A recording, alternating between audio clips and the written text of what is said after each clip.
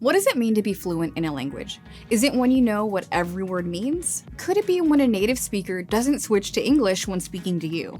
Or do you have to completely eliminate mistakes from your vocabulary? Hi, I'm Dominique. Today I'm here to talk to you about fluency. It's a thing a lot of language learners strive for, but what does it really mean? How do you know when you've reached it? Stay tuned. But first, like and subscribe for more videos like this. How do we define fluency? Basically, fluency is the ability to speak fluidly in a language. For language learners, it means you can communicate in a new language without gaps in your knowledge preventing the flow of ideas in either direction. That definition might seem straightforward, but it actually leaves a lot of room for debate. When you get into specific areas of domain expertise, fluency can get trickier to define. Most of us can't easily discuss esoteric subjects like theoretical physics or garment manufacturing techniques in our first language. Do you know what a bar tack is? How about an antibarian? And if not, does that mean you're not fluent in English? The more you think about all the corners that language can take us into, the harder it is to require a complete vocabulary as a condition of fluency. Maybe it's better to say that you should be able to discuss a range of topics, a little bit vague perhaps, but a much more practical standard. After all, a chef who can discuss the finer points of gastronomy in perfect French, but doesn't know what une voiture is, wouldn't meet most people's definition of fluency. The next question is, within that range of topics, however wide it is, what degree of accuracy or perfection should we demand? You probably wouldn't say someone who uses slang isn't fluent in their chosen language. If anything, a facility with less formal ways of speaking makes you better equipped to communicate in a variety of situations.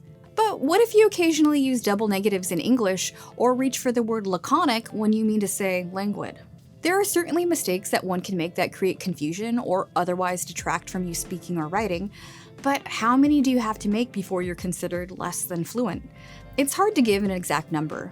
Language changes so much. It's influenced by so many factors, from personal background to present audience and context, that sometimes it's not even easy to say what's a mistake. Some of us grew up learning that it was wrong to end a sentence with a preposition, for example, or to start a sentence with a conjunction. But if you cling to those questionable rules today, we might fairly say that language has left you behind.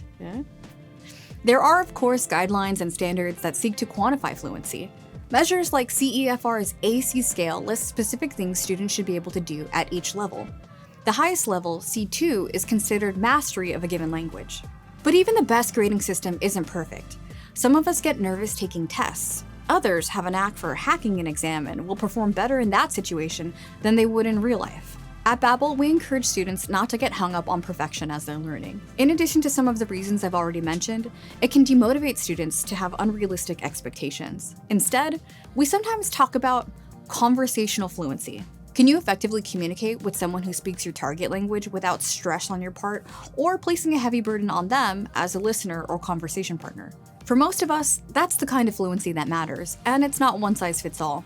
If you love playing pickup soccer, you might need to develop more domain-specific vocabulary around the pitch. If you're a chef, you'll probably want to know your brunoise from your macédoine. So sure, we can say that fluency is reaching a C2 level or being able to watch an entire series without subtitles or passing any number of tests. But the most helpful definition of fluency might be the one that you develop for yourself as you figure out what you want to do with the language you're learning. At its core, fluency is about clear and effective communication. You should be able to talk in your target language about pretty much anything that's apt to come up. If and when you make mistakes, you should have enough command of the language to eventually recognize them and clarify your meaning. No one is going to tap you on the head and let you know you've arrived, but every step you take will bring you closer to your destination. If you're interested in learning a language, click the link up here to get started for free. And if you have any questions, let me know in the comments. Thanks for watching.